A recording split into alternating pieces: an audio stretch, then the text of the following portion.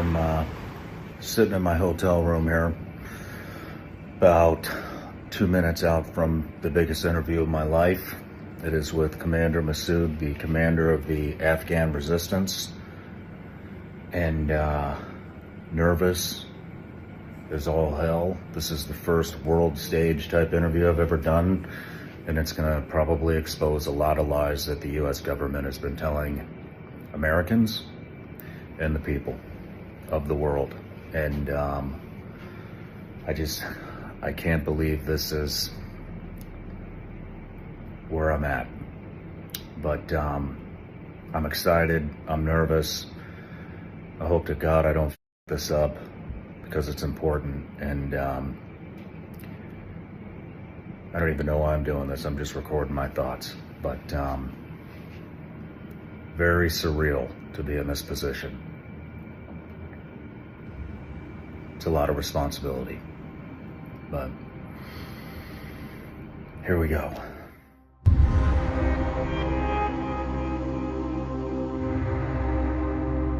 Commander Massoud, welcome to the show.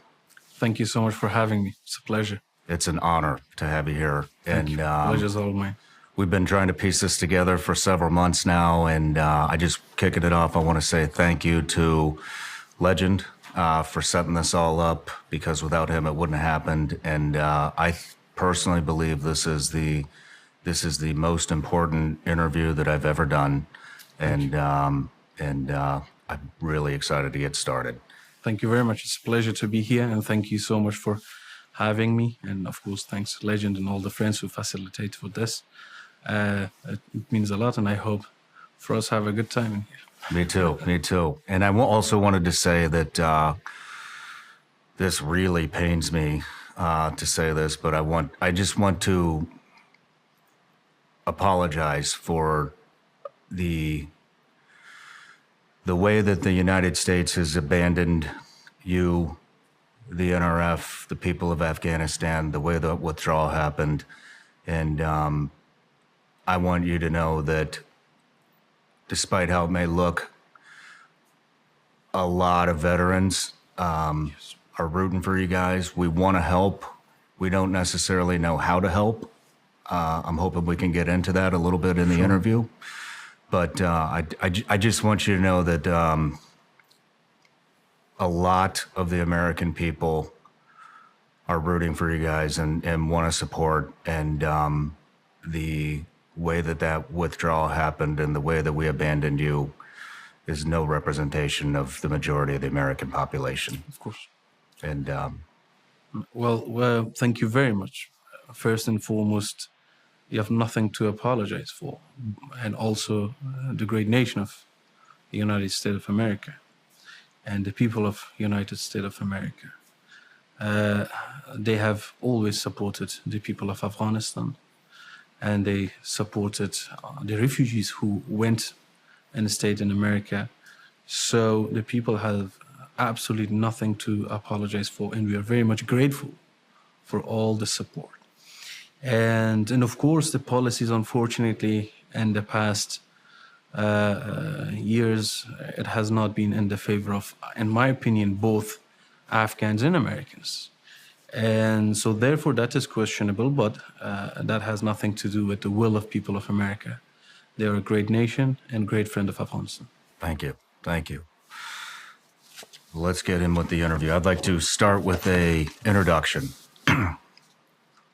Commander Ahmad Massoud, leader of the National Resistance Front of Afghanistan, son of the late anti-Soviet and revolutionary commander Ahmad Shah Massoud. After the assassination of your father by al-Qaeda just days prior to 9/11, Commander Massoud eventually went on to the UK, where he received military training at Sandhurst Military Academy. Also pursued war studies at King's College in London. In 2016, Mr. Massoud returned to Afghanistan and became the CEO of the Massoud Foundation, supporting top students across Afghanistan. In 2018, you officially entered Afghan politics and started a political movement that continued in your father's footsteps of decentralized and multicultural Afghanistan. Following the Taliban takeover in August of 2021, you refused offers to evacuate Afghanistan and instead return to your father's former battleground in Panjshir Valley to form the National Resistance Front of Afghanistan. Despite overwhelming odds, you continue to lead the National Resistance Front against the harsh rule of the Taliban, where they serve as a long vanguard against the growing influence of international terrorism. In fact, you have had multiple assassination attempts on your life.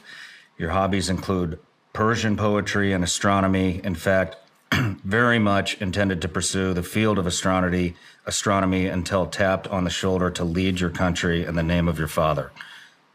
The title of your new book, In the Name of My Father. So, one more thing we got to get out of the way before we get into the interview. I have a couple of gifts for you. Oh, thank you. Thank you very much. This is from Elma, Washington, and they are proclaiming September 9th Massoud Day.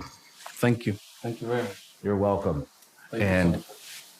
Thank you. You're welcome. And I also want to say that my hometown in Franklin, Tennessee has also done the same exact thing, Wow. which is very cool to see. Thank And then you. one other gift, being who you are, I know you're very security conscious. This is a phone. Thank So you. that phone, Thank you. we took this very seriously and we set up this entire interview on that phone. That phone cannot be tracked by Google, Amazon, big tech. There's some secure messaging platforms on there. I think we both know Eric Prince. Yes. He developed that phone, and he asked me to gift you that. Well, So thank you very much, sir. You're thank welcome. you so much. And please thank him as my behalf too. It's a great gift. I will. Privacy and security is always a concern these days, and so Absolutely. I thought Yes. there would be nobody better to give that to than you. So, Yes. Thank you. Thank you very much. so to start off, I'm going to be honest. I was very surprised that you took this interview, knowing how your dad was assassinated for doing an interview. Yes. Would you like to go into that at all? Well, there has been a lot of attempts on my father's life, throughout his life. From the time that probably the most notorious spy agencies at that time, KGB, was trying to assassinate him multiple times that he survived, to after that the Taliban and Al-Qaeda, many times that finally they succeeded.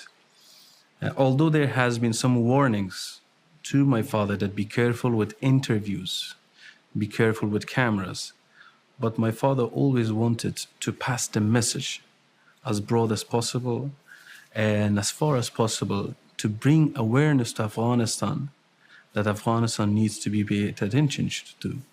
So I believe he felt taking the risk was worth it in exchange for expanding the message and expressing the grave situation of Afghanistan.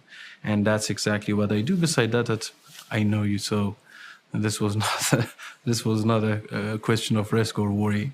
So this was all just fine. Perfect. Could we get into a little bit? I want to give the audience some context that don't know much of the history about your father and the parallels that you have. And so I remember I've been to Afghanistan more times than I can count. I remember the very first time I landed in Kabul airport, going through Massoud Circle, an iconic circle, and so many things are named after your father. Can you go into a little bit of the legacy of Yes. what your father was about? Sure. Well, first and foremost, my father has been always very much famous for being a military genius. He managed to withstand multiple major attacks by the Russians and managed to withstand against the might of global terrorism. And he managed to bring unity against such sort of chaos. And he was the centerpiece in fighting against the Soviet and fighting against the terrorism. In Afghanistan, he's very much famous for being the national hero of Afghanistan, the saving country multiple times from such invasions, from such chaos and crises. However, at the same time, he proved to be as a very political genius too.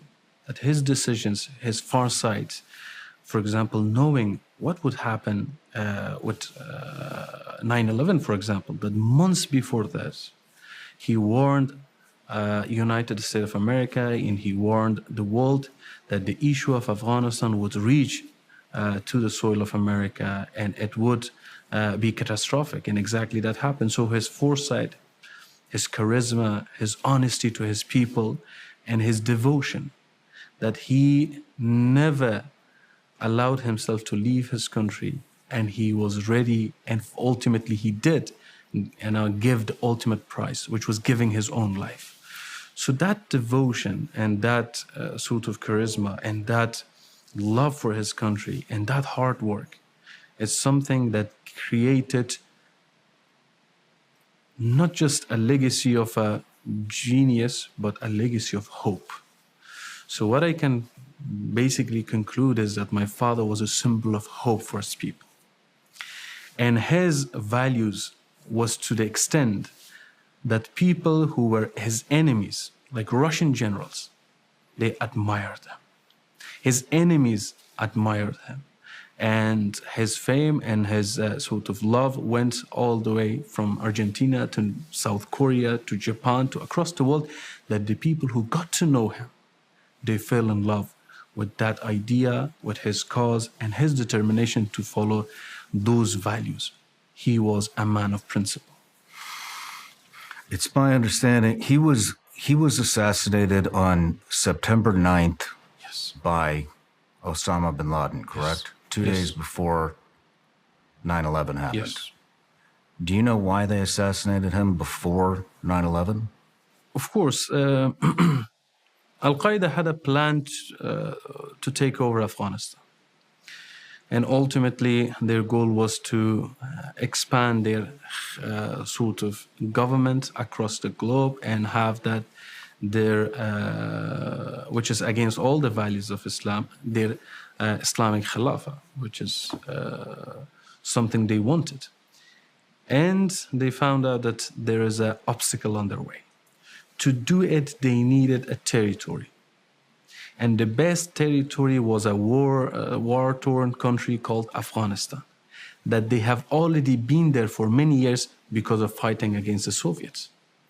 So they felt this war-torn country is the best place that they can explore, expand, and train and recruit, and from there make it a jumping ground, basically, to go to and spread to across the world. But one thing they didn't realize and they didn't take into account was the presence of a man called Ahmad Shah Massoud that created a resistance against such idea. And he was a symbol of Muslim moderation, Islamic moderation, which is the majority of Muslims, that they do not share anything with those extremists like Al-Qaeda and those terrorist groups. So when he stood against them, he was far more dangerous to Al-Qaeda than America and the others. Because first, he was representing Islamic majority or majority of Muslims. Second, he was on the ground fighting against them, and he managed to defeat them time after time on battleground. We had video evidences that you can find it even on YouTube of these terrorists, Al-Qaeda terrorists, that we captured them. And they were detained in our prisons. And my father had them in his prisons as a proof that Al-Qaeda is alongside Taliban in this fight. And we had people from Chechnya, people from different parts of Africa. These global terrorism, alongside the Taliban, they were fighting against my father. So all of the terrorist organizations were working together against your father's resistance. Yes. And they did not succeed. My father, with his companion and with the rest of people of Afghanistan, they fought all alone for many years against the Taliban and their allies, which was international terrorism, like Al-Qaeda. And he not only managed to resist and prevent it, that at later stages, the Al-Qaeda and Taliban realized that he was undefeatable on the ground. Just the way that the Russian realized he is undefeatable. So when it happened, Al-Qaeda changed their tactic. Their tactic was that now that we cannot defeat him in the battlefield, on the ground, let's assassinate him. And this was the second phase that they started planning. One plan failed, the second plan failed, the third plan failed, and the last plan, that the same group that and the team of Al-Qaeda, which managed to create the chaos and the tragedy of 9/11, same group planned my father's assassination. And this is why we believe these two were intertwined. So if one wouldn't happen, the other one wouldn't be carried away. So if my father's assassination wouldn't be successful, the 9/11 wouldn't happen. Because they wanted that. Without Ahmad Shah Massoud, and with this creating this sort of hitting America and telling all the sort of their companions that, look, we even hit America, they would bring this sort of attention of their fellow comrades to come in Afghanistan. We are now here. Ahmad Shah Massoud is gone. This is our sanctuary. So when they assassinate my father, they carried out the attack at 9/11. But luckily, the sort of intervention happened, and the Taliban ultimately, with help of international community and international forces, and with the forces of National Front of Afghanistan, they were defeated. So that is what happened. Do you believe that they may have also assassinated him because they knew that U.S. and NATO forces would ally with your father's resistance? Of course, one thing is that they knew that if, without help, Ahmad Shah Massoud cannot be defeated, imagine with help. This was another thing that they knew. First thing they had to do was to get rid of Ahmad Shah Massoud. Otherwise, Ahmad Shah Massoud, with empty hands, he can manage to do it. Not only to withstand that slowly, I remember at the latest years of first resistance against the Taliban, my father was actually training and preparing police officers. And that is not for attack, it is for capturing cities, and this is for maintaining order. So my father was preparing to regain the rest of the country and to establish order. And he knew my father, and many of his interview, he indicates and he states that now the Taliban will never be able to achieve military success, no more. From now on, they will be on the losing side. But they came up with the assassination plan. And it was the first suicide attack in the history of Afghanistan. Wow. Yes, it never happened before that. That's why it was something that we never been prepared with, because we never knew such heinous attack can happen. We never had experience of it.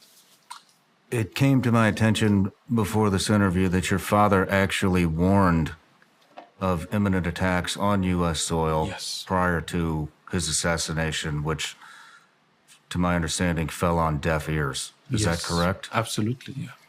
Now you're here, 20-something years later. Same deaf ears. Warning America that there's another coming attack. Is that falling on deaf ears as well? Unfortunately, yes. It's like history repeats itself. And we all know where Ayman al-Zawahiri was hiding. And we all know what Saif al-Ad, the leader of Al-Qaeda, has been called his fellow friends and colleagues to come, which he said, he clearly indicated, and he said, all of you come to Afghanistan. Now Afghanistan is a safe haven for us. And we cannot ignore in the latest incident, very sort of scary incident that happened in America, that from the southern border, many terrorists, they went inside the United States, and luckily they got captured. Imagine if they were a bit too late, what would happen? Well, my concern is it's only 8 has been captured. Do you have any estimation on how many may have already entered the U.S. and continue? Listen up, because you're all going to want to pay attention to this. Pre 9/11, the U.S. was given several warnings by a man named Ahmad Massoud, leader, commander of the Afghan National Resistance Front. Those warnings stated that there was an imminent terrorist attack that was going to happen on U.S. soil, and his warnings were completely ignored by the administration at the time. And we all know how that ended. It ended with the World Trade Center falling to the ground, killing thousands and thousands of Americans, putting us in a 20-plus year war. Now, Massoud was assassinated 2 days before 9/11, and he's survived by his son, also Ahmad Massoud, who's following in a parallel pattern of his father's footsteps, also now the leader of the Afghan National Resistance Front. And Massoud is once again warning the United States that there is an imminent threat for a terrorist attack to take place once again right here on U.S. soil. And once again, his warnings are falling on deaf ears and being completely ignored.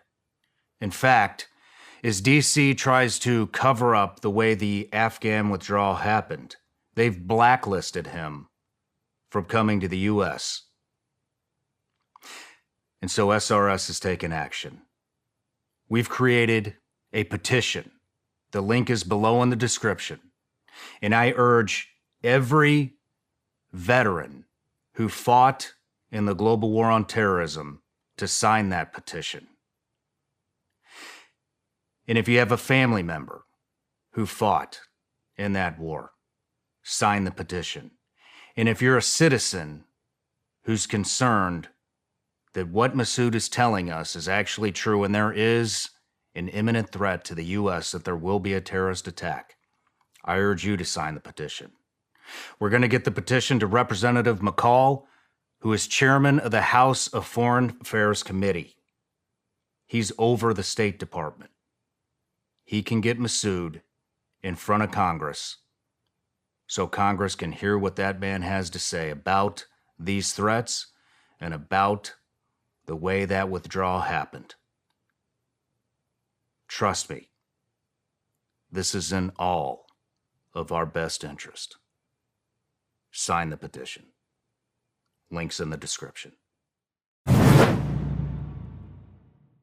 You know, I've seen a lot during my time as a Navy SEAL and a CIA contractor, and I've learned even more hosting this show. The one thing I can tell you for sure is that it pays to be prepared. Right now, with our national debt surging to unfathomable levels, global tension rising, and the corruption in Washington, ask yourself, are you prepared financially? Me? I'm buying gold and silver so I'm not caught off guard by the next recession or global conflict. And I've teamed up with one of the top gold IRA companies, Goldco, to make that happen. So I want you to go to SeanLikesGold.com or call 855-936-GOLD. You'll get a free 2024 wealth protection kit from Goldco, plus you may qualify for up to $10,000 in bonus silver while supplies last. So go to SeanLikesGold.com or call 855-936-GOLD and get your bonus silver today. Once again, that's 855-936-GOLD or visit SeanLikesGold.com. Performance may vary. Consult with your tax attorney or financial professional before making an investment decision. This show is sponsored by BetterHelp.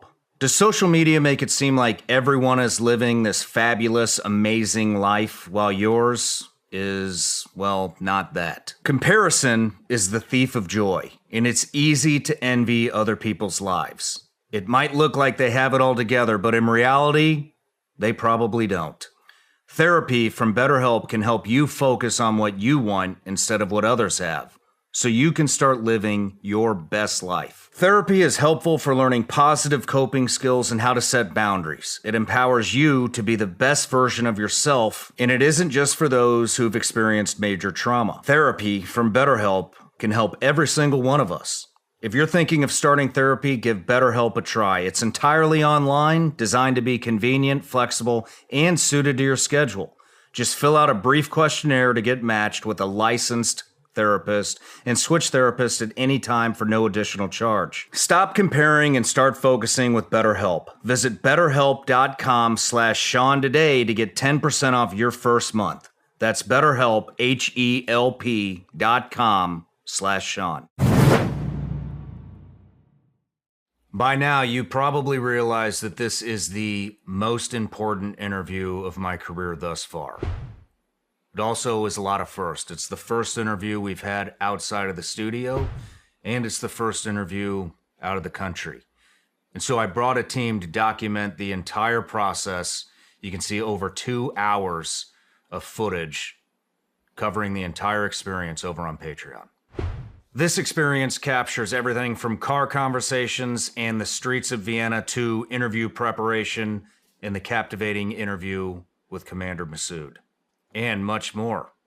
So if you want to see the entire experience, head over to Vigilance Elite Patreon for just $15 a month, and you can see all the behind the scenes right there. Well, I believe many. It's very concerning indeed. I know you have some very prominent intelligence officers under your command. Yes. Are they tracking any of that? Well, at this stage, because of our limited resources, I'm very much focused on what's happening in Afghanistan. We are able to track a lot of these things in Afghanistan, but as soon as they go beyond the borders of Afghanistan, our resources do not allow us to operate in that scale, to be very frank and honest. However, we are very much aware, and all the intel it indicates, the people do come from outside Afghanistan for training inside Afghanistan. They do get training inside Afghanistan, and they do leave Afghanistan. To where, we don't know. But those things that inside Afghanistan, we have sort of eyes and ears, we know that that process is happening. Coming, getting the training, and going. Where do they go? We don't have resources to track them. Why is Afghanistan the prominent training center for terrorism? Because it doesn't have a legitimate government. Because the regime which is in charge right now in Kabul has the same ideology as the rest of the terrorist groups. Is that the only country that is like this? It's the main country right now in the world. Right now, there are more than 21 terrorist groups active in Afghanistan. Al-Qaeda, Jaish al-Adl, TTP, Ansarullah, Islamic Movement of Uzbekistan, the Uyghurs, and many, many other terrorist groups, regional and international. They are active in Afghanistan. Is there a difference between ISIS, Al-Qaeda, and Taliban? Yes. The difference is that ISIS is very young and they don't have the experience of Al-Qaeda and Taliban. So they cannot hide their intention as well as Al-Qaeda and Taliban. Al-Qaeda and Taliban, they learned from the first time they came that if they if they expose their true nature, there will be resistance against them internally and externally. So therefore, they have to keep it local. They have to say that, no, we don't care about the other countries. We are just going to impose same ideology and mentality on people of Afghanistan in Afghanistan. We don't care about the rest of the country. But ISIS is too young, and they are expressing their own sort of intention. However, on ideology, they are just two sides of one coin. Let me tell you something, Sean. What is the difference in activity that ISIS do, which makes them worse than Taliban? I challenge whoever says that they are different. What is one activity or one action or one thing ISIS do that the Taliban doesn't, which makes Taliban better than them? I challenge whoever, just one. I can't think of anything. The only thing that I can think of is that they are new, and they seem to publicly display the atrocities that they do to human beings on a global scale a lot more than Taliban. Exactly. But that's from my perspective. Of course, you're absolutely right, because they don't have the experience of Taliban. and hiding and being patient and to have a strategic planning. But Taliban and Al-Qaeda, because it's been more than 30 years they're fighting, they possess that knowledge and they possess that skill to hide it better and to plan for long-term benefits and interest. So the United States is funding the Taliban, to my understanding, Yes. $40 million up to $87 million a week. Yes. Going directly to Taliban, Yes. a terrorist organization that the U.S. and the resistance fought for over 20 years, Yes. 2 decades.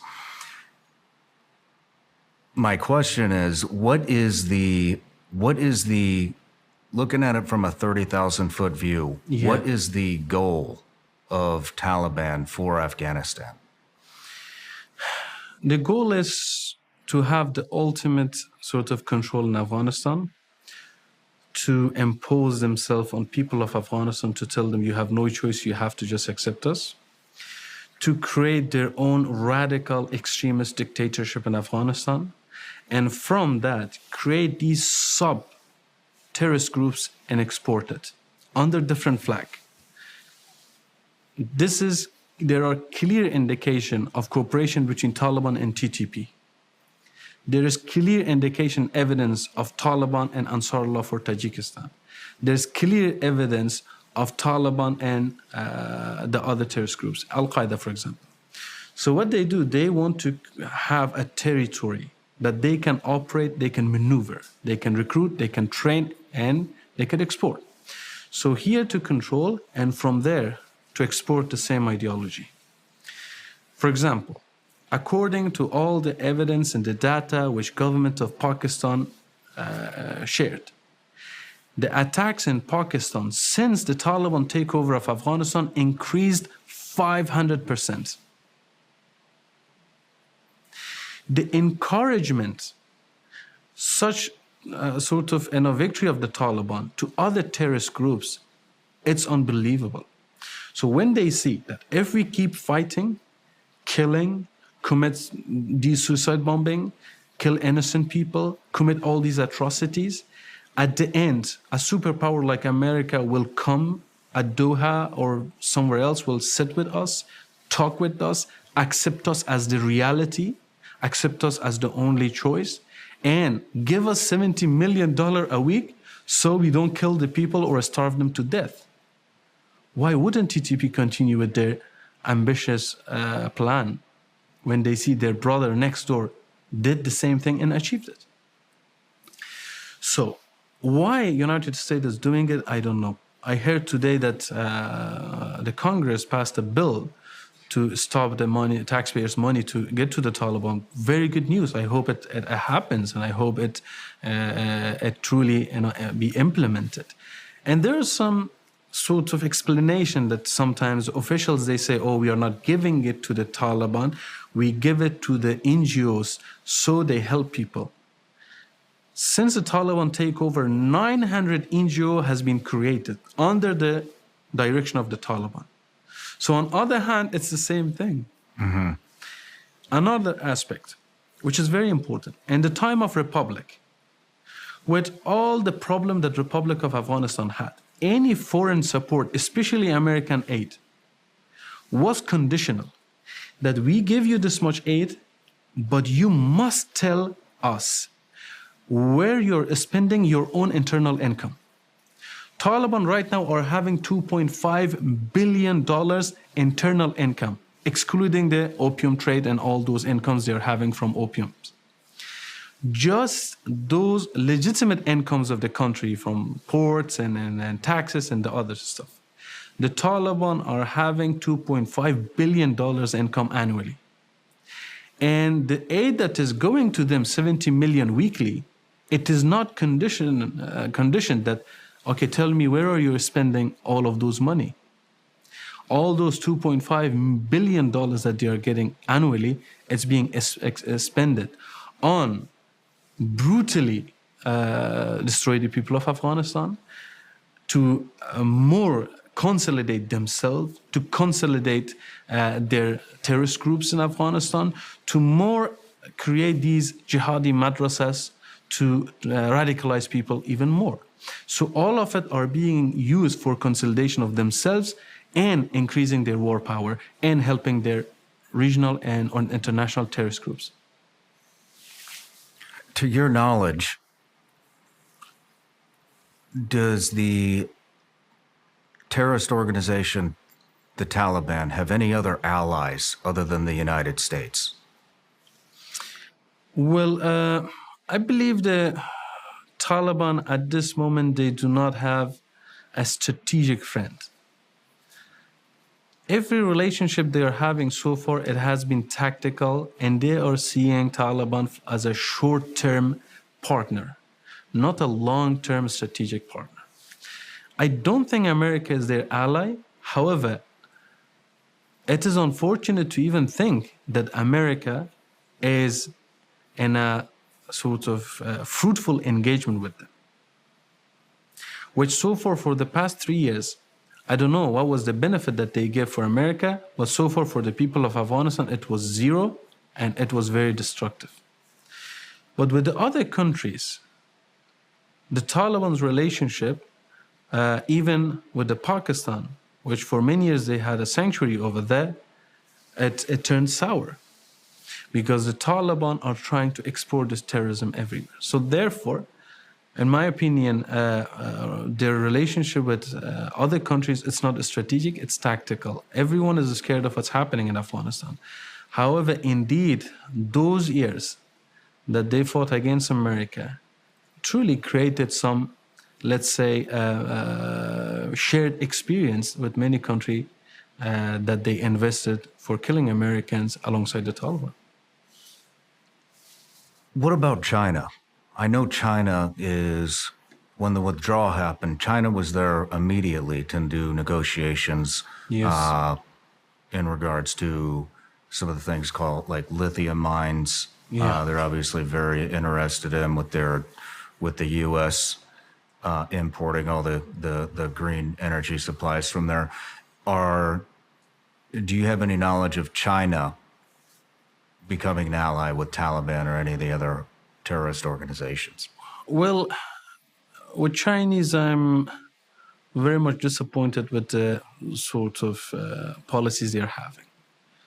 In my opinion, they're seeing Taliban as an alternative to presence of NATO in Afghanistan. Even if they think Taliban are bad, but they see the presence of NATO in Afghanistan worse. So that's one aspect in terms of those geopolitical games. Secondly, of course, these resources of Afghanistan, which our position is very clear. Any country that are trying to negotiate with Taliban or deal with Taliban to get rights of exploiting these mines and these treasures of Afghanistan, this is called theft.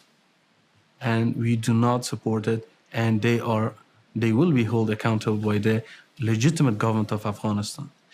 If they want to have a legitimate relationship with Afghanistan, they need to help for a legitimate government to come in power. The Taliban are not legitimate.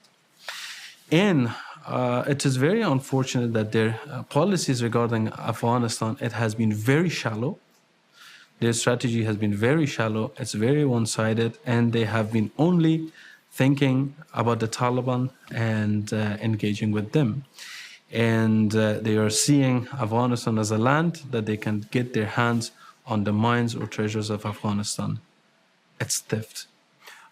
Are you seeing a lot of Chinese infrastructure being built? No, I don't see a lot of infrastructure in Afghanistan, but I see a lot of activity in prisons.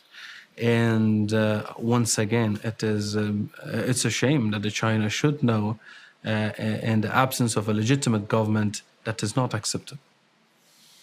Let's move into the withdrawal of U.S. and NATO troops. Where were you when that happened? I was in Kabul. You were in Kabul? I was in Kabul, yes. Did you have any warning that was coming? I knew it for a couple of years before it happened. I knew that Afghanistan is on the verge of collapse because all the signs is indicating that such tragedy would happen. Sean, unfortunately, the thing is that it was sometimes when I'm hearing from Secretary of Defense to others, they're saying that it was a surprise. I'm shocked. It was not a surprise. It was clear as a day that it was coming. And if nobody else, which I'm sure they did, I personally warned Mr. Khalil Zad, the U.S. Embassy, some presidents and officials which I met in Europe, and also regional players and countries. I told them specifically that all the signs that indicates that Afghanistan is going to collapse. It is tragic, it is devastating, it will be a huge blow to everything we achieved for the past 20 years, all those sacrifices we made and we gave with blood and sweat and treasure. It will be devastating. Please pay attention. This peace process that you're going forward with, it is not a peace process. This is handing over Afghanistan to the terrorism. The peace process is unconditional. The withdrawal is unconditional. And nothing is in the right place, and the Taliban are just waiting to take over. And everything so far has been doing, it demoralized everything else. The best thing, at least if you wanted to leave, I told this specifically to Mr. Khalizad, if you guys wanted to leave, if you guys wanted to leave people of Afghanistan behind, very well then, at least do not elevate our enemy. Do not demoralize us with your negotiation with them. Just leave. It's okay. We fought before all alone, like my father. We'll fight again. However, with what you do, you're holding our hands tight and you elevate them. And I'm sure one day you will blame us. And that's exactly what happened. That's enraging. That's enraging. Did you have, were you previous to the date that we withdrew? I knew that it is happening on September, 1st of September. I was aware when it was announced, but before that I didn't know about the exact dates. Yeah. But I knew in my heart that 2021 was a devastating year for people of Afghanistan. It's my understanding that France offered you an extraction to go to France during that withdrawal. Yes. Why didn't you take that? Not just France, many countries they offered. Well, I remembered the faces that I looked at those eyes and faces and told them about freedom, about my father, about democracy, about human rights, about women's rights, about fighting terrorism. How could I just leave them after all those things I was preaching to them? And what would I do outside? I gave it a very hard thought nights before the collapse, and I knew it would happen. And just like my father, I was prepared to give the ultimate sacrifice. To be very frank, because I knew how everything is completely gone and how Taliban will be left with billions of dollars of equipment. And at the end, it will be a valley against basically a country.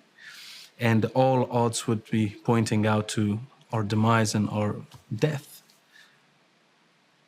I just didn't want to be alive to see my country go this path. And but unfortunately, that didn't happen. And I was alive, and I get to see what happened, which is heartbreaking and a much bigger pain to me than death occurred to me, which is witnessing my country going to this situation. And but in my opinion, because I believe I am a man of God and I believe in God, I believe that He kept us alive for a reason. And that's why ever since my purpose is to retake my country and bring back the integrity that has been taken from my country.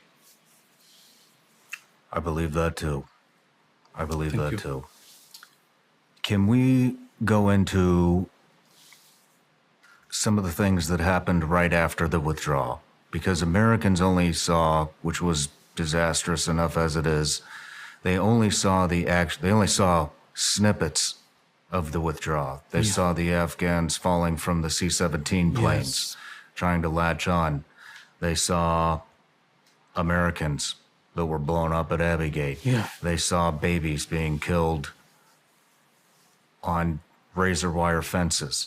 They saw people giving up their kids, just trying to get their kids to safety. What we didn't see, and what nobody really knows about, is what happened after the cameras left. What happened after the U.S. was gone?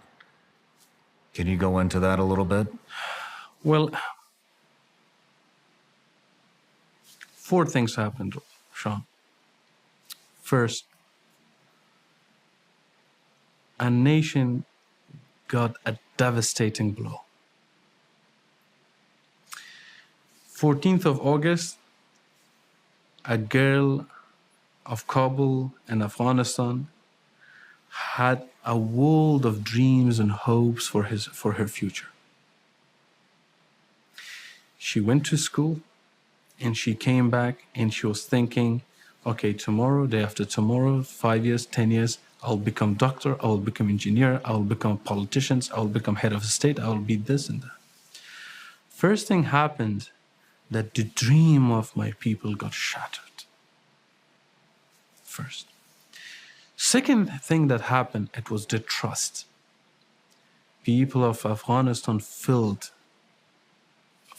with their heart and with their skin how they can be abandoned over a night and be forgotten and be handed over to the same enemy that we have been fighting for 20 years together. The third thing that the world didn't witness was the catastrophic and terrifying terrors that Taliban did to the people. Girls went on the street, they brutally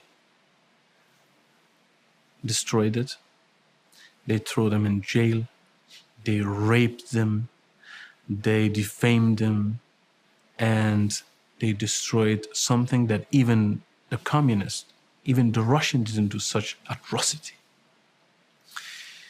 But on the other hand, another thing happened. Some people didn't give up. Some people didn't care if they were alone. They fought. Even if they were little, if they had nothing, they fought with their heart, with their soul. And still to this day they are fighting. Women on the street, even they were being thrown to jails, they continued protesting and standing. To this day they are doing. And there were some guys, former Afghan army, special forces, and regular citizens. They went to the mountains. They didn't care if no longer there is a friend supporting them from the air or on the ground. They were with themselves, but they stood for the values that the world left them and abandoned those values. They fought, and to this day they are fighting all alone. So these 4 things happened when the cameras left, when the attentions left. But the people of Afghanistan, with all those terrors, is still very much hopeful, is still very much passionate to take back their country, and they're fighting. How did the government take over? What was that process like when it comes to the Ministry of Defense, the NDS, the Afghan version of the CIA, the president? I mean, how did that process look when Taliban was taking over all these different sectors of the Afghanistan government? Were those individuals assassinated? No. Unfortunately, one thing which was one of those signs which indicates the fall of Afghanistan was the poor leadership in Kabul. Mr. Ashraf Ghani created a situation that was impossible to rally around him and to rally around the government and to do something. Because we did. Way before the collapse of Kabul, I rallied my people. I went to different provinces. I spoke to many people. They were ready to do something. And we passed this message to Mr. Ghani, and we passed this message to the government that we are ready, we don't want Afghanistan to fall. They just didn't listen. They didn't care. So this is another aspect that absolutely, I believe that our international friends must take responsibility for the catastrophe that happened in Afghanistan. At the same time, I blame us the most, the Afghan government, the politicians, and the leaders, that they didn't have the foresight of Ahmad Shah Massoud and the former leaders, that they knew something that happened, they prepared. They didn't have that foresight. They were very short-sighted, that they didn't prepare, they didn't unite, and they didn't resist. So what happened? The president fled the country. As soon as he fled the country, everything collapsed. I was in Kabul. Everything collapsed with it, and unfortunately, with that, the Taliban managed to get inside the city with almost no resistance inside the Kabul. Another aspect was that if there was a resistance happening in Kabul, probably it would be even successful, but with the cost of thousands and thousands and thousands of people of Kabul. So when the leadership didn't have a plan, when he left and ran away before anyone else, I was in Kabul. And I witnessed everything firsthand myself. When he left the night before and didn't even told his companion and his colleagues, even his chief of staff. He told his chief of staff, go and prepare a meeting for me. He lied to him and he ran away in another helicopter. So in such chaos, the collapse happened very quickly and there was almost no resistance because Mr. Ghani, with his policies, lost the legitimacy and the support of the people. And with people like me, that we wanted to stick to the values of the Republic and to keep the Afghanistan as a whole, he was very much against such idea too. He was a very egocentric person. How fast did this spread outside of Kabul? Kabul was the last place that fell to the hand of Taliban was Panjshir. Before that, it was Kabul. Kabul, I was there, and Kabul fell on the 15th of August to the hand of the Taliban. Yeah.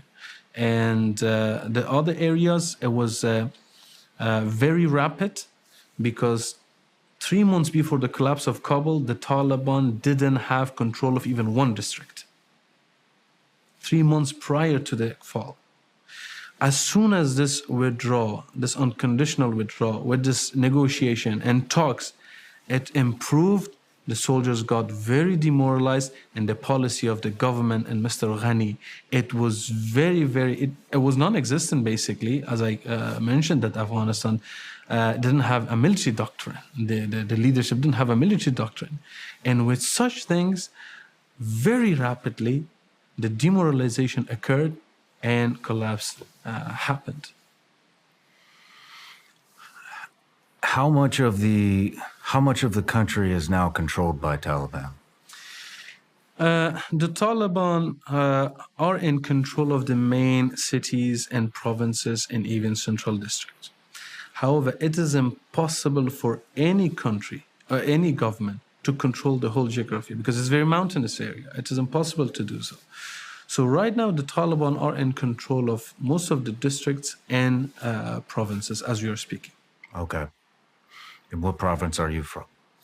I'm from Panjshir myself, and the resistance is happening. It was started in Panjshir, but now it is in the 12 provinces across the north and northeast of Afghanistan.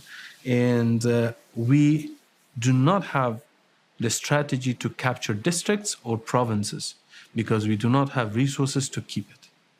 I can take over a district if I want tomorrow, but I don't know if I can keep it for the day after.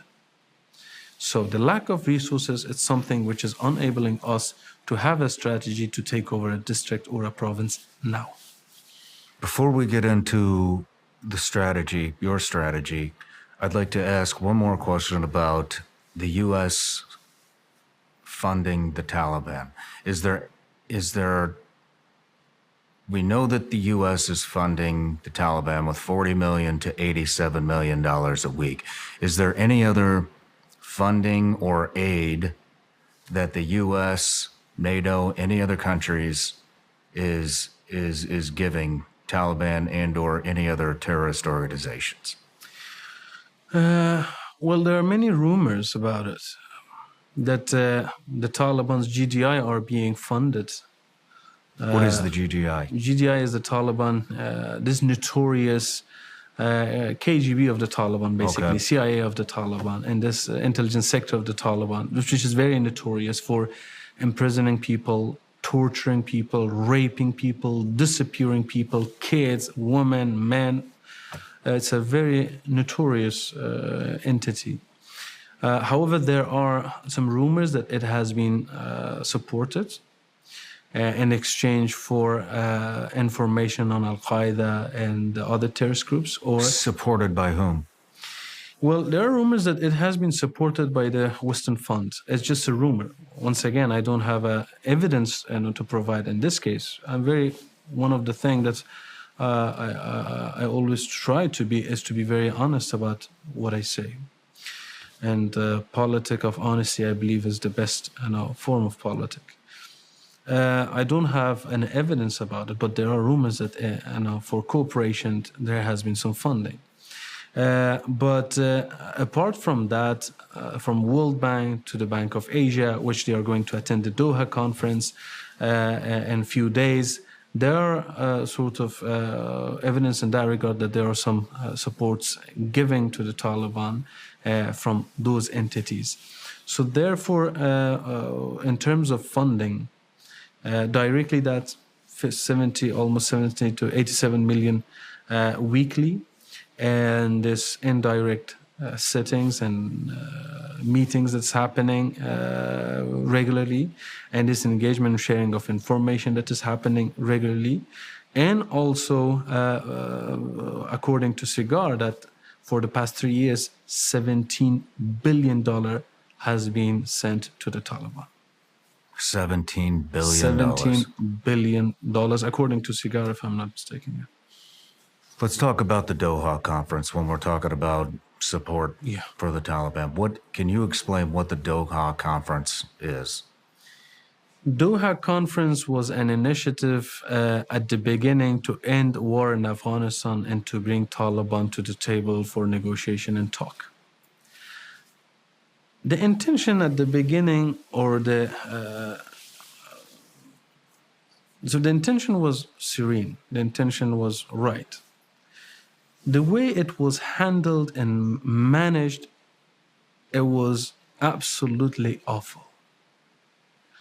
And it made it in a way that today when you mention Doha, it brings nightmares to the girls and women and men of Afghanistan. Because Doha, with giving Taliban office, it elevates them at one point, which providing them with sort of an opportunity to travel to Moscow to attend the Moscow conference and other area. They flew from Pakistan and they flew from Doha. It was a second elevation. And the third was this peace process, this negotiation directly with America, which we always thought that Americans would never negotiate with terrorists. That happened. That negotiation and talk, it elevated Taliban to another aspect. And because it was managed and handled in the worst way possible, and with no condition, and with no regard to the people of Afghanistan, to the government of Afghanistan, at the end, single-handedly, the Doha conference collapsed the government of Afghanistan and everything we achieved for the past 20 years. Single-handedly, the Doha is the reason for the Afghanistan devastation. Who is at the Doha conference?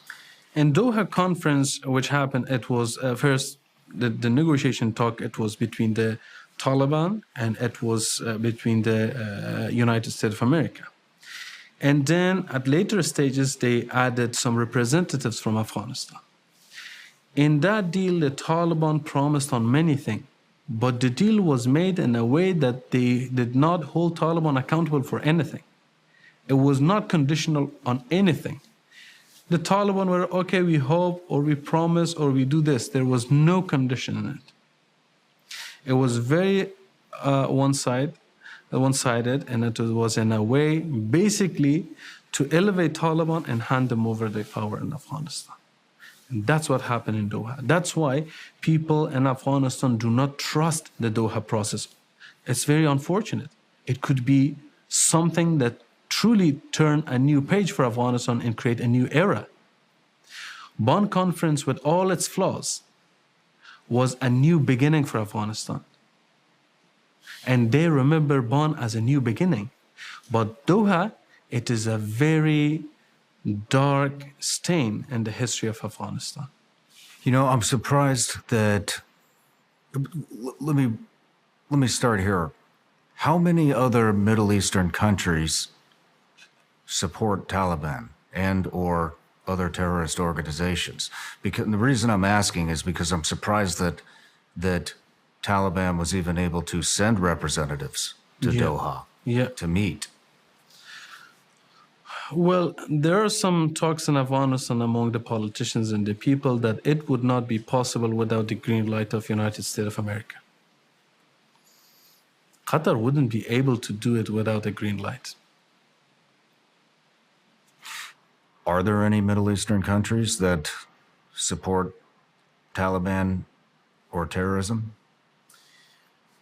Well, the support can be defined in different ways and means. Just the fact that they have meeting, it can be translated and seen as a support. Well, it will be a shame to all those leaders of anyone in the Middle East or the region or the world to be seen with Taliban, a group that in 21st century go against all the values of mankind, go against all the values of the modern time, go against all the values of Islamic values. For example, preventing girls to go to school is against all the Islamic law.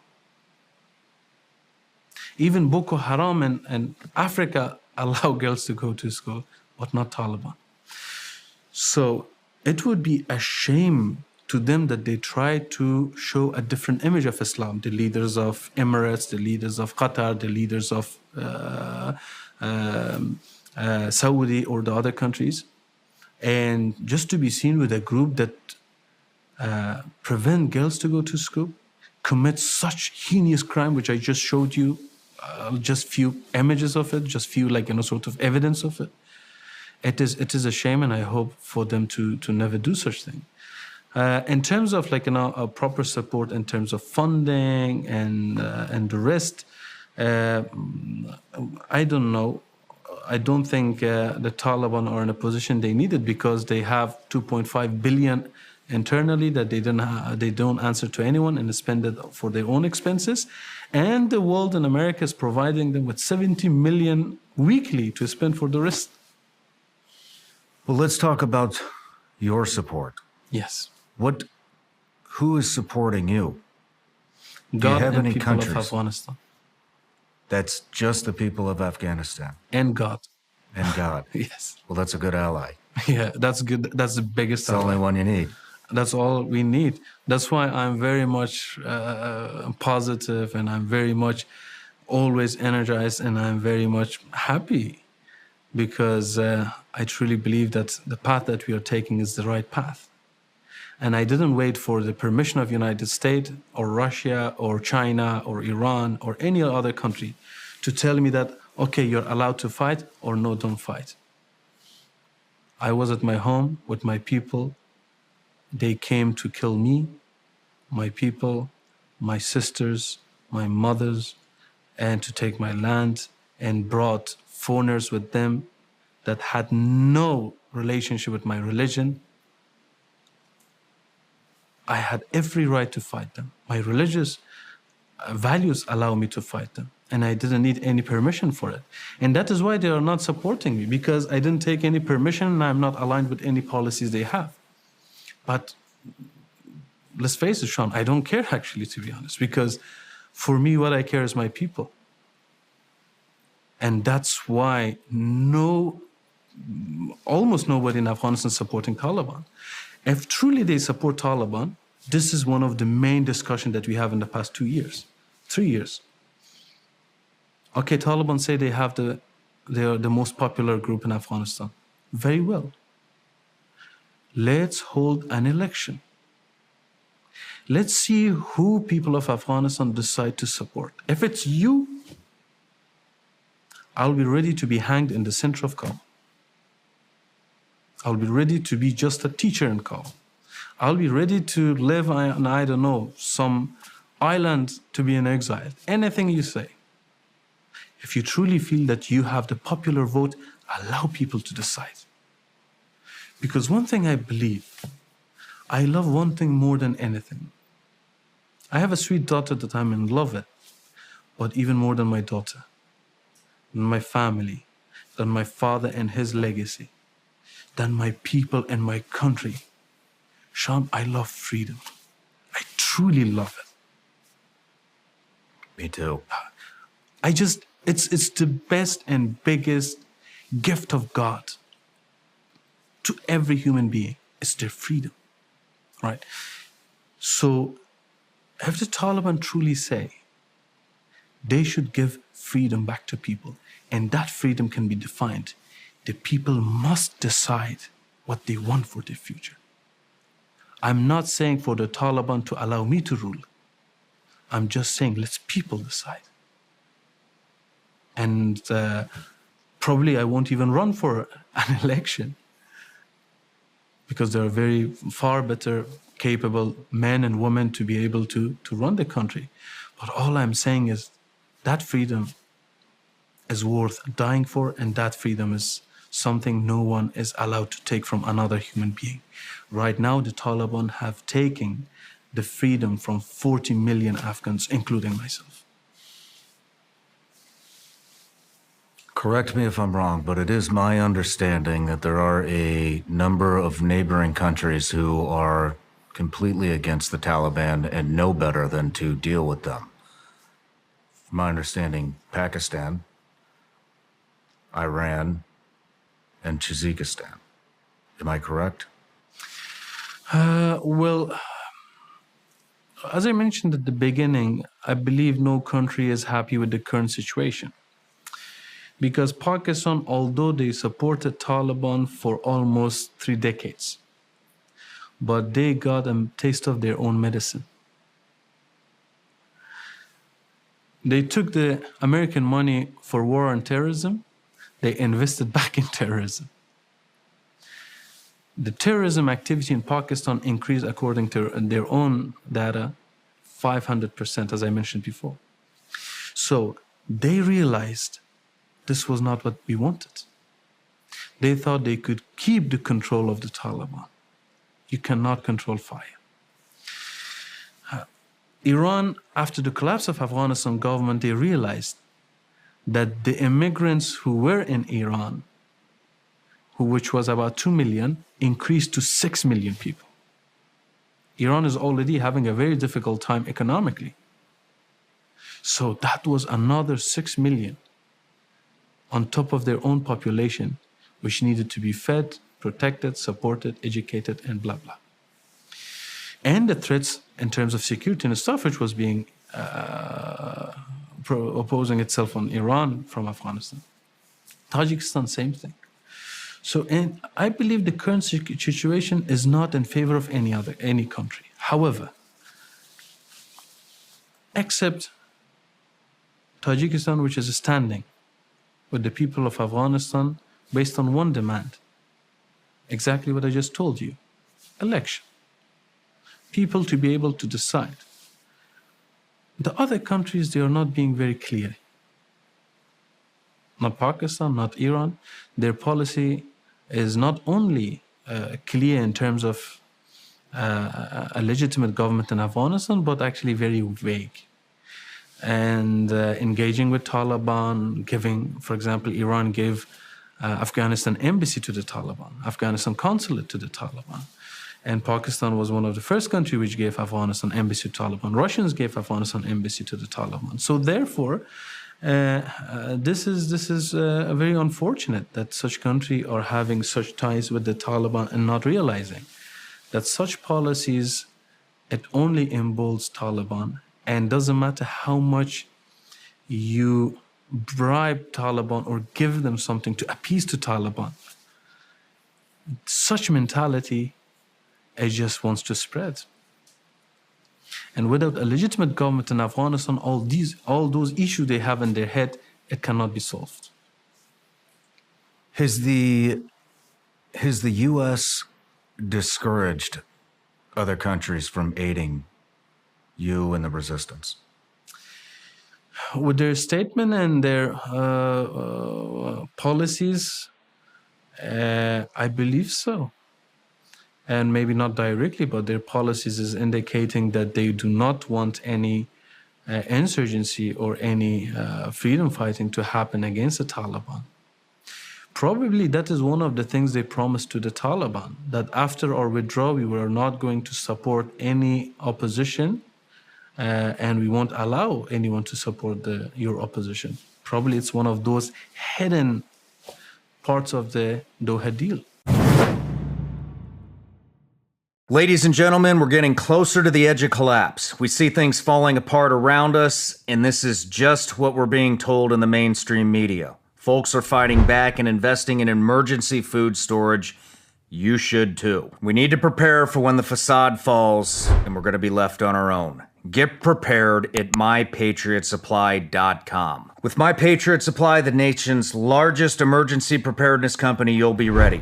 Over the years, My Patriot Supply has helped over 3 million American families prepare for emergencies. My Patriot Supply also sells solar generators, biomass stoves, gravity-powered water filters, heirloom seeds, and critical survival gear. Each Ready Hour emergency food kit contains delicious breakfasts, lunches, dinners, and sealed inside heavy-duty 4-layer packaging that lasts up to 25 years. You'll get over 2,000 calories every day. You're not ready if it's not Ready Hour Foods. Go to mypatriotsupply.com today, order by 3 p.m., and your order will ship that same day in unmarked boxes. mypatriotsupply.com. History, economics, the great works of literature, the meaning of the U.S. Constitution. Did you study these things in school? Probably not. Or even if you did, maybe it's time for a refresher. Time and technology have changed a lot, and that's why it's important to learn the fundamentals. That's why I'm excited that Hillsdale College is offering more than 40 free online courses in the most important and enduring subjects. You can learn about the works of C.S. Lewis, the stories of the Book of Genesis, the meaning of the U.S. Constitution, the rise and fall of the Roman Republic, or the history of the ancient Christian church with Hillsdale College's online courses, all available for free. That's right, free. I personally recommend you sign up for Ancient Christianity. In this 11-lecture course, you'll study the inspiring stories of Christ and the first 4 centuries of Christianity. The course is self-paced, so you can start whenever and wherever. Go right now to hillsdale.edu/SRS to enroll. There's no cost, and it's easy to get started. That's hillsdale.edu/SRS to register. I want to tell you about this business venture I've been on for about the past 7-8 months, and it's finally come to fruition. I've been hell-bent on finding the cleanest functional mushroom supplement on the planet, and that all kind of stemmed from the psychedelic treatment I did. Came out of it, got a ton of benefits, haven't had a drop of alcohol in almost 2 years. I'm more in the moment with my family. And that led me down researching the benefits of just everyday functional mushrooms. And I started taking some supplements. I found some coffee replacements. I even repped a brand. And, you know, it got to the point where I just wanted the finest ingredients available, no matter where they come from. And it got to this point where I was just going to start my own brand. And so we started going to trade shows and looking for the finest ingredients. And in doing that, I ran into this guy, maybe you've heard of him. His name's Laird Hamilton and his wife, Gabby Reese. And they have an entire line of supplements with all the finest ingredients. And we got to talking. Turns out they have the perfect functional mushroom supplement. It's actually called Performance Mushrooms. And this has everything. It's USDA organic. It's got chaga, cordyceps, lion's mane, maitake. This stuff is amazing for energy balance, for cognition. Look, just being honest, see a lot of people taking care of their bodies. I do not see a lot of people taking care of their brain. This is the product, guys. And so we got to talking, and our values seemed very aligned. We're both into the functional mushrooms. And after a lot of back and forth, I am now a shareholder in the company. I have a small amount of ownership, and I'm just really proud to be repping and be a part of the company that's making the best functional mushroom supplement on the planet. You can get this stuff at lairdsuperfoods.com. You can use the promo code SRS. That'll get you 20% off these performance mushrooms or anything in the store. They got a ton of good stuff. Once again, that's lairdsuperfoods.com. Use the promo code SRS. That gets you 20% off. You guys are going to love this stuff. I guarantee it.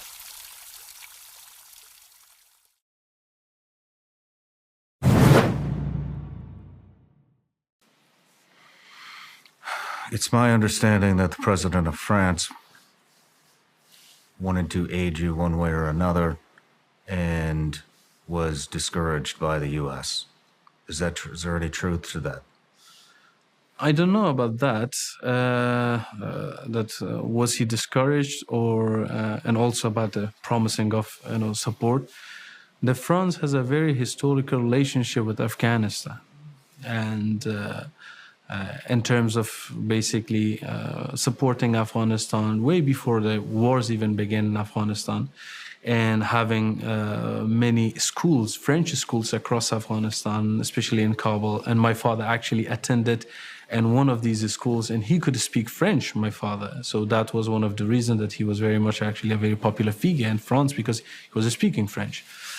But in terms of support, there was nothing concrete, and there was no such thing as talking in this regard, or any promises for the support. Of course, they're supporting the human right and woman right, and one of the few countries in Europe which is very much advocating for such thing for Afghanistan, and which we appreciate it. But there was not a promise in that regard to be discouraged by U.S. But unfortunately, the policies our U.S. and current administrations are having, it is disappointing regarding Afghanistan. Let's talk about your strategy and the strategy of the resistance. Where do you even start with fighting these guys? Well, my first strategy was an emotional uprising in the face of a huge tragedy, which was my own sacrifice. On 15th of August, Sean, when I was in Kabul, I gave it a long thought, because before that we tried everything with the regional countries, with the Western countries, with Afghanistan government to prevent the catastrophe. I wasn't successful. So when I knew all is lost, I knew the only thing that can be saving us, it is a national uprising by all people of Afghanistan against a very small group called Taliban. To do it, I needed to empower people in that way. The only thing was a thirst for revenge. And that could happen only if they could see a very, so to say, painful tragedy. And so my first strategy was to go to Panjshir Valley, defend till the very last minute. and have a very, how to say, a crazy end, to give your life, die in the most painful way, being bombed, being destroyed and shattered. Maybe within that tragedy and that sacrifice, it would give my people a reason to rise. And because I knew Afghan people are very much wanting it, but they needed hope. Because they felt lonely, they were hopeless, they felt abandoned, and they have fought against the Taliban for many years. And also there has been war going on in Afghanistan for many decades. So they were very much tired, and they were lonely and hopeless. So I needed to give them something. Unfortunately, or fortunately, many things happened that luckily I didn't die. And I went outside Afghanistan to find support for my brothers and sisters who were fighting against them. I never had the intention to leave my country. I just went out to find something, because you're a man of war, you're a military man yourself. For fighting, you need resources. For your guns to fire, you need bullets, and we ran out of them. And I was surrounded in a valley with no support from anywhere. So I had to go and find something from somewhere. But as soon as I left, unfortunately, the front line collapsed. The pressure was immense. Once it happened, we gathered all the military committee, and we said, okay, now that the pressure is too much, what should we do? And we exchanged our strategy, and we changed it. And we knew that we are in a long-term sort of a strategy. Now we have to build everything from zero. That this is going to take longer than we expected and much harder work. There were many people like me who were willing to give their life, not to witness such tragedy and not to be able to do all of this hard work. But God willed, and also the people wanted us to take this hard path. And so we changed the strategy from conventional warfare to guerrilla warfare. And to create the narrative against the Taliban, to build, because the government collapsed, to build a system, to build something, basically a semi-government to work with, anything, right? An organization, that was it. And last, to bring support and to create a situation to be able to once again gain the trust and to find support. So these were the strategies that we started after the collapse of Kabul. The narrative was created, and that was resistance. We were very successful in it. Right now, there's Emirate resistance and the resistance, the Emirates narrative and the resistance narrative. We created the counter narrative. And we have so far been very successful in winning the narrative war. The Taliban so far did not manage to get internal recognition. Every day that goes by, they're losing in that war. And more people are coming to our side. First. Second, since the government collapsed and we had nothing, we built an organization. And from that came into existence the NRF, National Resistance Front Organization. And third thing, it was to prove to ourselves we can do it. It was continuing this fight, guerrilla warfare. And that was one of the reasons that the military committee, the military leadership told me that we have enough resources to either operate or protect you. So you need to leave the country, because we cannot exhaust our resources on protecting you, because as soon as they know you're here, they're going to all attack there, and we have to exhaust all our resources in protecting you. So because of this, we encourage you to go and find the support.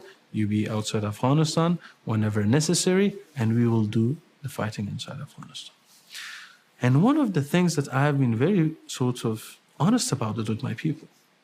The moment that I've left my country, whenever I'm outside, whenever I've been very, very honest with my people. Because one thing is, the Taliban, they had sanctuary in Pakistan for almost 2 decades. They never came in Afghanistan. They lied that, oh, we were always in Afghanistan. But it was a lie. We all knew they were like, and Pakistan and different countries hiding. One thing is that I have been very honest with my people. And this was the decision, and this was basically the strategy we had. And we proved, after 3 years, starting only in Panjshir Valley, now we are operating to 12 provinces.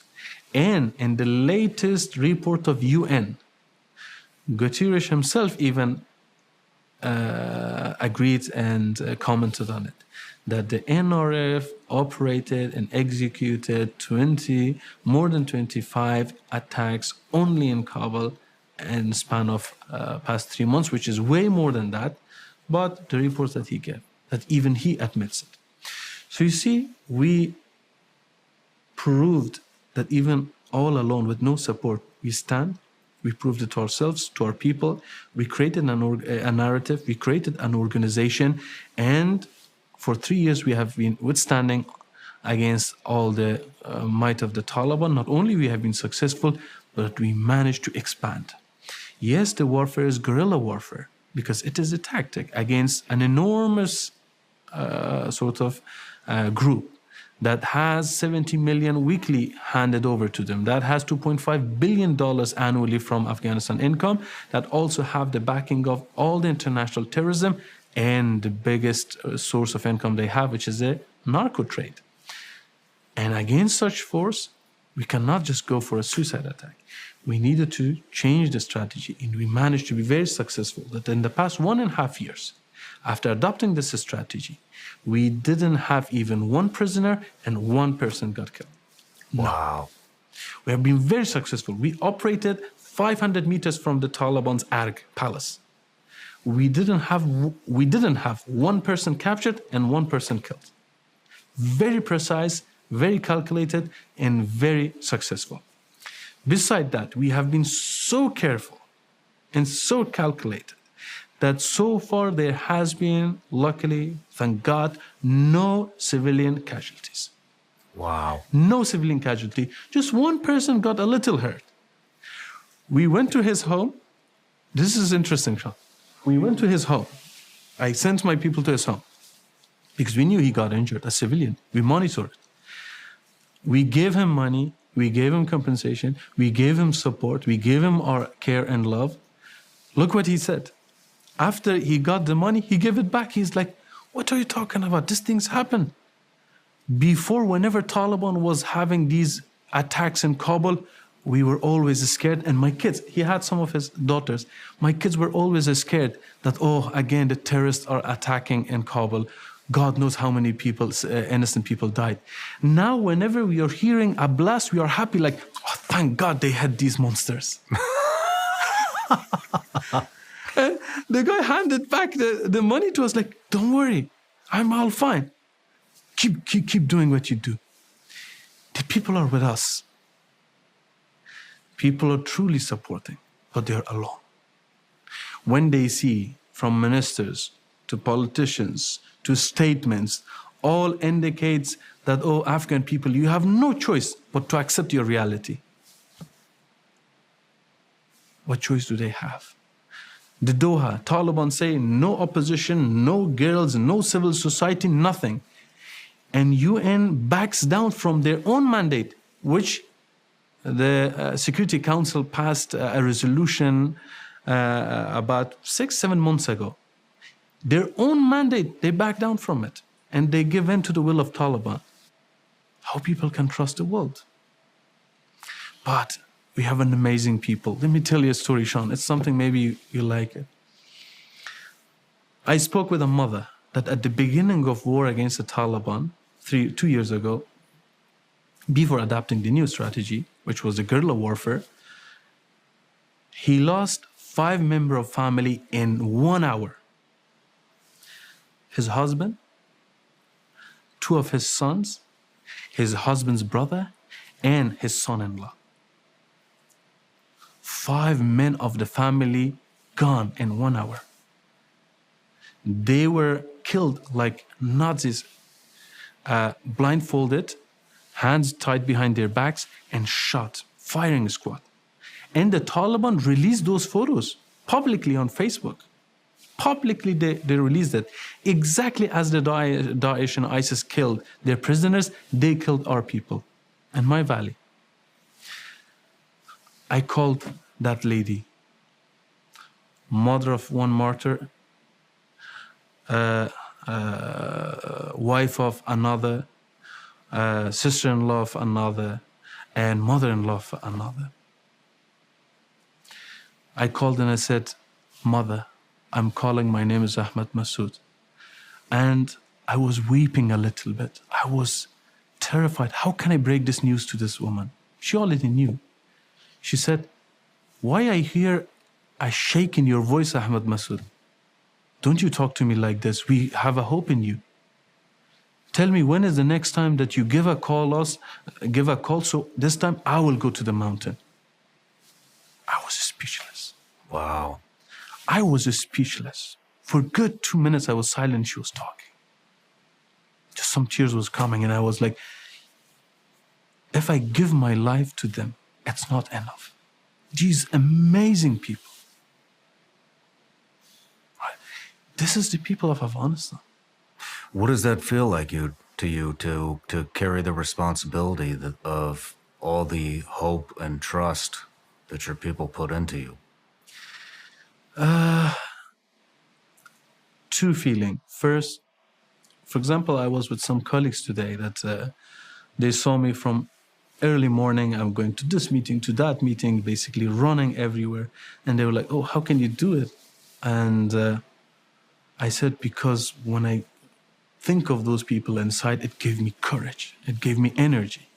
And what I do, it's nothing compared to what they are going through. So first is hope. And second, to be very honest, it's so difficult that I'd rather not to be alive than to carry this responsibility. It's that difficult. Especially if you have principle and you care. If you don't care about the livelihood of people, it's easy. But if you care, it's too difficult. If you care about those brothers you have in the mountains, you think about them. How are they? Are they hungry? Are they fed? Imagine because they have nothing. How can I give them something? Food, water, and I know why they're there. And those families who gave their lives for the causes that I told them, and that we all believe in those noble causes. So it's extremely difficult. With all the love I have for freedom, for democracy, for my people, for my country, for my family, that I'm willing to give up on all of that, rather not to be alive than to bear this responsibility. However, with such huge responsibility and task at the same time, their courage gave me courage. Their hope gave me hope. And their will moves me every minute and every day. They are incredible. They are the true hero. I'm nobody. They are those women and those men who are still fighting inside Afghanistan. They are the true heroes of Afghanistan. I'm just their voice. I'm just their mouth. That's all. I'd like to, not that my opinion matters, but I just want to commend you for moving from more of conventional tactics to guerrilla warfare. Is you have, and I don't know what the percentage is, but I mean, you have some of the best trained commandos in the entire world with more experience than anybody in the world, to include all of the veterans who've been in the global war on terrorism for 20 years. Yes. We go home and then come back. You fight for 20 years. Yes. Longer than 20 years. And so to be able to utilize that experience in small tactic groups, I believe is a very smart move on your part. And where I'm kind of going with this is, and if you can talk, and if you can't, that's perfectly fine. But what are some of the targets that you're targeting? I mean, we left, I don't know how many billions of dollars worth of ammunition, night vision, Yes. weapons, everything you can possibly imagine to create war. Yeah. You had mentioned an operation close to the palace, within 500 meters. Yes. What are some of the targets that you're going after using guerrilla warfare? Well, the targets, of course, all of it, they are being identified and picked and by our military committee and the military leadership. And all of them, 100%, they are the military targets. And they are... Are they individuals, like leaders? Individual convoys and sort of checkpoints and many other sort of targets that are crucial to the Taliban, or they are, for example, we knew about the existence of this person from GDI, the Taliban's intelligence service, that had hand in torturing women, raping women, kidnapping women, killing prisoners, and all these atrocities. From the likes of him to many other sort of opportunities, based off the opportunity how it is in the warfare. But this is something that the military committee has been deciding, and our personal insight and our heroes inside Afghanistan, they are deciding. And Sean, they have been incredibly successful, and they have been incredible. They are doing an incredible job, because it is easy when you have all the support in the world. Let's not forget, when the Taliban did it, they had the support of many countries, and they had a country to have sanctuary in it, to be trained in. And there were tons and tons of materials and goods that could make, their equipment was being transferred to them from the borders of their country in Afghanistan to the Taliban. So they had huge support, but we have nothing. So with all that taken into consideration, what they are achieving, it is incredible. I would agree. Have you been able to, or have you thought about trying to secure some of the equipment that the United States left for your guys? The equipment that you're speaking, they are all across Middle East, and they're all across maybe even South and Central Asia. And it is not, all of it, it's not stayed in Afghanistan. Definitely TTP have some of it, definitely many other terrorist groups had their hands in it. The Taliban are selling them. The Taliban are basically sending it in support of their fellow friends who have the same ideology. So some of those equipments that you mentioned, it is in the wrong hands already. It happened in the past 3 years. The Taliban are using most of it. And the amount that we have, it's not a lot. It's very limited, the amount that we have. And even some areas, our people and our personnel are using the old Soviet guns that they captured in the time of fighting against the Soviets. And unfortunately, I can say that it's at this stage, it's quite difficult for us to possess the American equipment. Do you have more of an intelligence side branch to the NRF? Yes, because in such warfare, the intelligence part is the key component, in my opinion.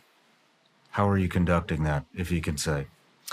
Well, I can say that if you see that we have not had any casualty, nor we had any prisoners for the past 1.5 years, and also probably I can say that there is, except some small areas and some very hidden details, the Taliban do not possess a secret that I don't know. Let's say it. Of course, there are some areas and cases that it is. But to say how they're operating and how they're working, it is of a bit of confidentiality for their security. I wish not to speak of it. Have you, switching gears a little bit, have you thought about going to the U.S. to personally ask them to stop funding the Taliban? I don't think they like me to be in the U.S. Otherwise, not to just like ask those questions, but to to let them know how their policies is affecting the people of Afghanistan, and how it is probably it will affect a lot of aspects of people's life in America. You know how 9/11 changed the political, even social landscape of America. Imagine what would happen if something like that would happen again. So therefore, not it will happen, but it is a question that there are a lot of concerns, there are a lot of policies that they're having which will have a huge impact. Forgetting about Afghanistan has always proved to be a wrong decision. But it is happening. To bring that awareness, it's something that needs to be done. But so far, I don't see any interest in accepting me in America and listening to what we have to say. It's been my understanding that the current administration has kind of blacklisted you from coming, and what a disgrace. But you know, the U.S. has a long history of lying to its own people and to the rest of the world. And some examples are the funding of the Taliban. Another is Haqqani. Yes. And I think maybe another one of the big ones is when we lied and let everybody assume that Hamza bin Laden is dead. Yeah. Which it turns out he's not dead. What is he doing in Afghanistan? Well, one thing is that Al-Qaeda for the past 20 years with their relationship with the Taliban, they complete each other.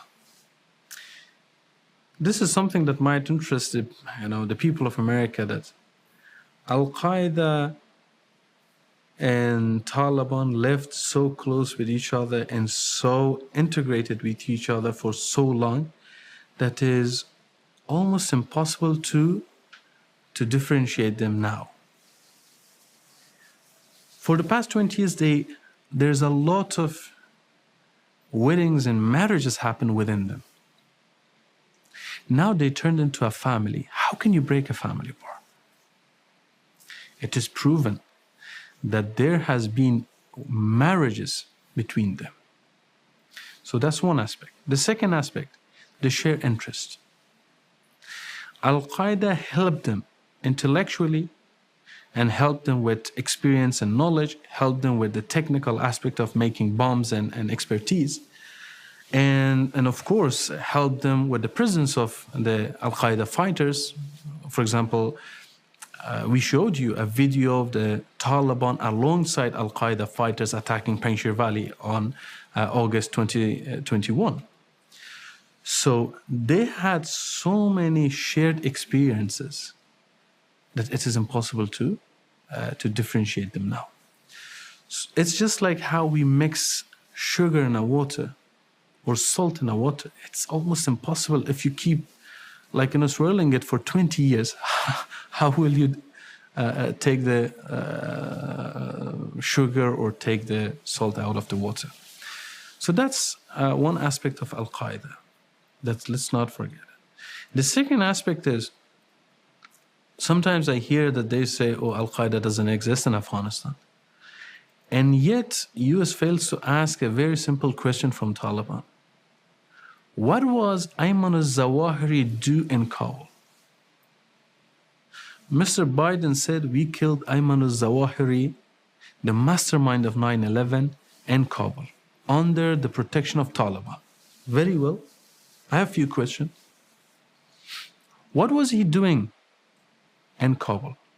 Ayman al-Zawahiri, the mastermind of 9/11, the leader of Al-Qaeda. Second, how he could be in Kabul without the Taliban knowing about it. Third, how he was shot down and killed. Either the United States administration is lying to its people and he didn't exist, he just said we killed someone in Kabul, or he did. If he did, it means Taliban are completely integrated and in cooperation with Al-Qaeda, and they need to be held accountable because it means a breach in the Doha Agreement. Because in Doha Agreement, the Taliban promised to completely disconnect themselves from the rest of terrorist groups. They did not, and that is the proof. So there's a lot of question in this regard. And the latest gift in this marvelous story is the call of Saif al-Adl, the leader of Al-Qaeda, upon all people to come to Afghanistan for training, for experience, and learning from Taliban, and of course, go back and do the same atrocity.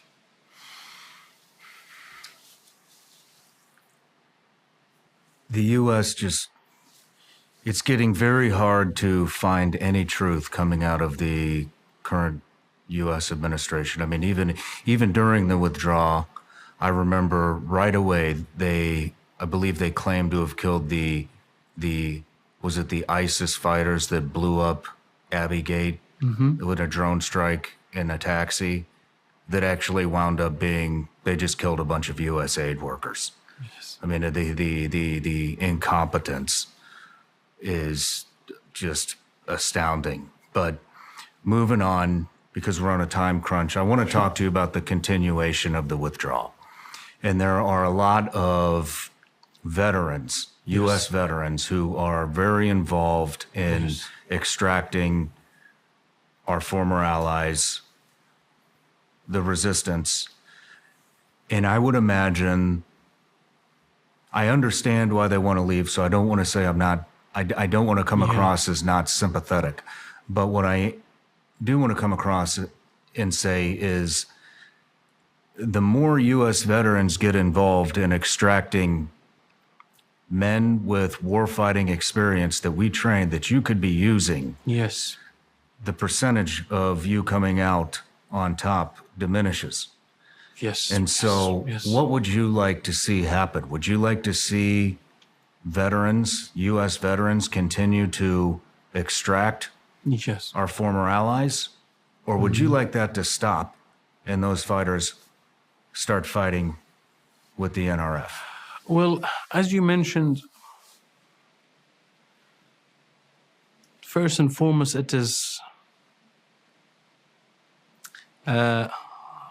once again, it proves that the defeat in Afghanistan was political.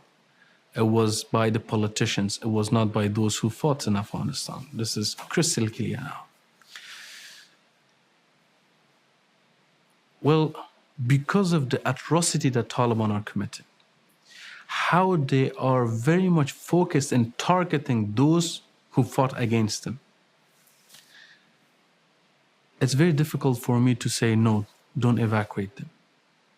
Morally, it is wrong because I know in what grave danger they are at. Of course, absolutely, I would rather them to have them in Afghanistan because sooner or later the support will come. Because till Taliban did not change and the terrorist attack only increased. Pakistan, Iran, Russia, United States, you see how it is increasing. Germany. So the support will come, but I hope it's not too little too late, first and foremost. Second, I cannot put myself in a position to decide for those veterans because they are in such a terrifying situation. Constantly, Taliban are looking for them. And unfortunately, one thing happened that United States and Afghanistan government, they took their fingerprints and they saved it all and servers and everything, and they left it all to the Taliban. So now the Taliban, as they have all this sort of They know the scanners and everything. Biometrics. Biometrics, exactly. They have in biometrics. And as soon as they put their fingers anywhere, if they enter from any point from Afghanistan, if they from the borders, if they go anywhere inside Afghanistan, as soon as they do the biometric, they will know who was who. Unfortunately, one thing that happened, that our international friend and also the Afghanistan government, they didn't have the decency to destroy all those servers and those equipments to make it harder for Taliban to identify those who fought against them. So now, even worse than women of Afghanistan are those who fought against Taliban, those special forces and commandos and Afghan people who were in army, because they have been fingerprinted, like now they know their identity. So now they can't go anywhere, they're imprisoned in their home. As soon as they go anywhere, one fingerprint, they will know who is he, and he disappears. So I cannot put myself in that position. However, the messaging of those veterans are different to you and to me. To United States, because they know they don't have any intention to support them, to help them, and to fight. So their request is, then if you do not have that will, then save me too. But you know what they said to me? They never asked me for evacuation even once. Nobody asked me.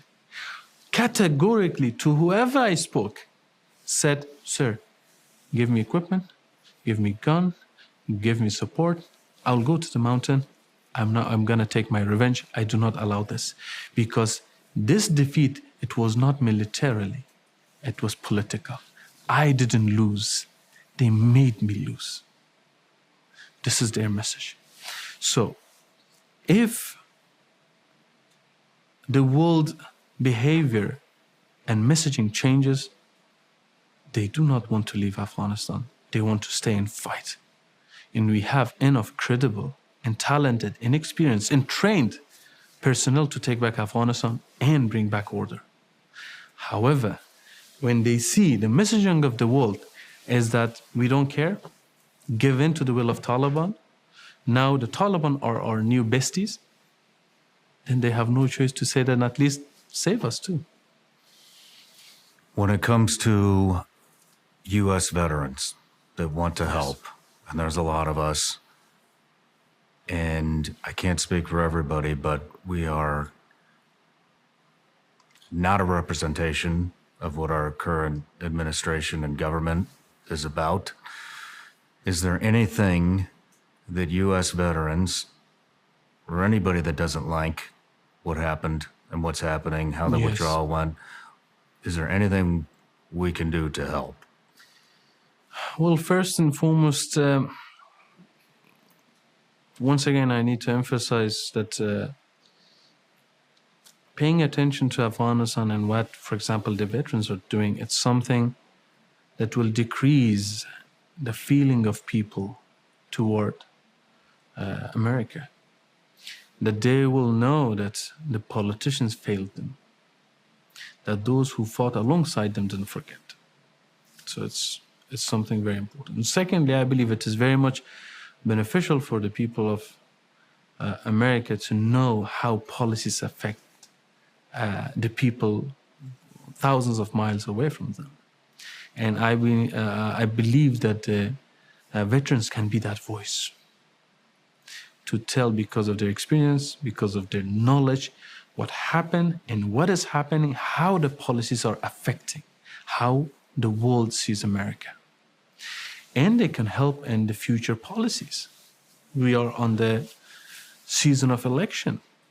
I believe it is veterans are always being held very high in the eyes and mind of people of America. They always hold them in high status because of what they have done for their country. And I believe it's important for the future of America as well, that for the politicians, those who want to come and those who are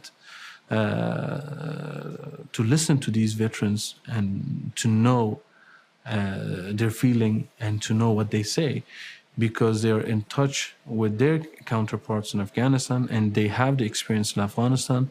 And I believe that ignoring them, it's a grave mistake that not only affect Afghanistan, but will affect the future of those who want to join army, who want to join the Navy, and who want to join the Air Force, that they will see that, okay, all these values that we have been preached to, we are going to Afghanistan for this, it was nothing but a lie. Yeah. But our administration are keep lying to us. So I believe the veterans are very important. Well, we're also extremely concerned because we have sons and daughters. You're warning us something's coming to the U.S. I think a lot of us have a very strong belief that we're going to wind up in Afghanistan again, and it'll be my son and my daughter doing this all over again, and that scares the hell out of me. But I will say that what we're doing right here, and what me and Legend did, and what me and Sarah Adams did, it is creating waves. And just on the flight over to Vienna, I saw that one of our representatives in Tennessee, Tim Burchett, has proposed a bill to stop all funding from the Taliban. I can't believe there's not more congressmen that wrote that bill, but credit to him, and this is going to spread. And Of course. Commander, I'm so glad we met. It was an honor. Thank you. It's to have my this pleasure. interview, and I'm praying for you. God Thank bless, and I hope to see you again. Of course, and thank you very much. I hope that we never see any tragedy, not in America, not in Afghanistan, not anywhere in the world, because what we want is to see peace and prosperity for all. And let's not hope that Afghanistan needs my son and my daughter, or your son or your daughter, to once again to do what we did. And there is one thing. To prevent that, we need to listen to Ahmad Shah Massoud. In 2001, when he came to Europe, he said, "I'm here. We are enough to defend our country, to fight for our freedom, to fight for democracy on those values we share. Support me, support us, and we will not allow Afghanistan to be a threat, not for ourselves, not for anyone else." And I will have the same message. Right now, the thing is, I'm not asking United States or any other country to send troops to Afghanistan. I'm enough, and we have enough to fight, to defend ourselves, to defeat the terrorism, and to make Afghanistan a safe haven for its people and a threat to terrorism. Not other way around the way it is right now. But we have that opportunity now. Exact message that my father said it. So we need attention to Afghanistan. We need support for democratic force of Afghanistan. And we need awareness. Let's not forget Afghanistan. Unfortunately, it proved that the world cannot hold or cannot handle two crises at a time. The Ukraine, the Gaza. While we understand all of that, however, the crisis of Afghanistan has always been an underlying sort of pain and problem that always affected in the long term.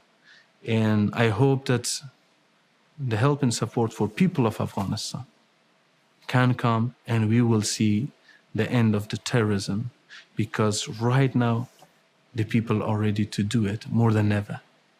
If the people give in, then it will be very, very hard and very, very difficult. 5 years' time, 10 years' time, let's not forget the Taliban are building madrasas, jihadi madrasas, with the US money to create more suicide bombers and brainwashed people. Imagine what will happen in 5 and 10 years' time, that they, because right now they have created, according to themselves, 2,000 schools. If 2,000 jihadi madrasas release 1,000 or 100 students annually imagine how many brainwashed foot soldiers will be ready for recruitment of Taliban, Al-Qaeda, ISIS, any other terrorist groups in 5 years' time, in 10 years' time. Maybe even then, if any other country, if US or any other country comes to our assistance and support, maybe it will be a bit too late. That is terrifying to think about, but we'll end it here. And thank you very much, Sean. It was a pleasure meeting you, brother. You too. Thank you. Take care of yourself. Thank you.